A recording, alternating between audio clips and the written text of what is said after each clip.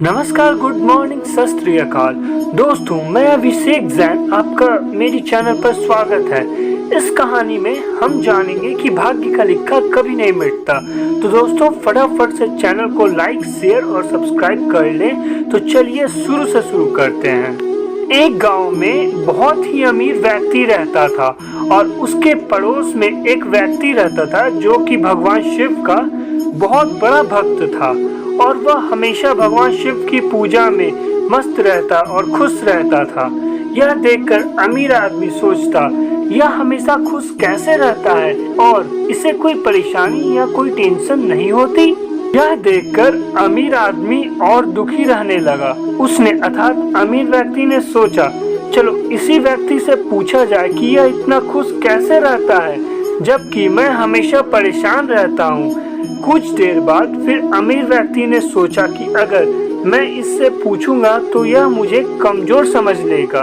एक काम करता हूँ, इस पर नजर रखता हूँ कि यह कैसे खुश रहता है। उस अमीर व्यक्ति ने ऐसा ही किया और वह नजर रखने लगा। कुछ समय पश्चात उसने नोटिस किया कि यह व्यक्ति अपना काम खुद करता है, इसी कारणवश यह खुश रहता है, क्योंकि कोई चोरी नहीं होगी तो फिर किस बात की चिंता। यह सोचकर उस व्यक्ति ने अपने घर के सारे नौकरों को 2 दिनों की छुट्टी दे दी। अब उसने सोचा कि मेरी सारी टेंशन दूर हो जाएगी, परंतु हुआ इसके विपरीत। उल्टा वह और परेशान हो गया।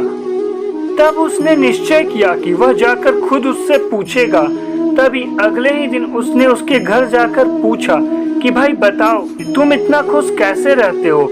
तो उस व्यक्ति ने उत्तर दिया कि मैं जो भी कमाता हूँ उसमें से कुछ हिस्सा मैं दान कर देता हूँ और कुछ हिस्सा अपने पास रखता हूँ ताकि अपनी जीविका चला सकूं। अमीर व्यक्ति थोड़ा घमंडी था तो उसने कहा कि भाई मैं अपनी मेहनत की कमाई किसी और को दान कर दूं, इससे मेरे धन में कमी हो जाएगी, और वह वहां से चला गया। इसके पश्चात वह दुखी रहने लगा। इस कारणवश वह बहुत जल्दी ही कमजोर हो गया और जब उसका अंतिम समय आया तभी अचानक से एक ऋषि वहां आए।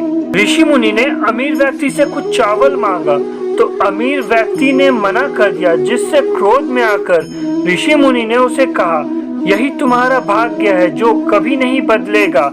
और उसने कहा, तू जीवन भर खुशी ढूंढता रहा परंतु तुझे वह भी नहीं मिला और तू इसी हाल में मरेगा। यह कहकर ऋषि मुनि वहां से चले गए। इसके पश्चात उसने अपना शरीर त्याग दिया और वह अपना कमाया 1 रुपया भी अपने साथ ना ले जा सका। इस कहानी से हमें यही सीख मिलती है कि हमें जरूरतमंदों को सहायता करनी चाहिए, तभी हम खुश रह पाएंगे। इससे आप क्या सोचते हैं, कृपया कमेंट में बताएं और हमारे चैनल को लाइक, शेयर और सब्सक्राइब अवश्य करें। धन्यवाद।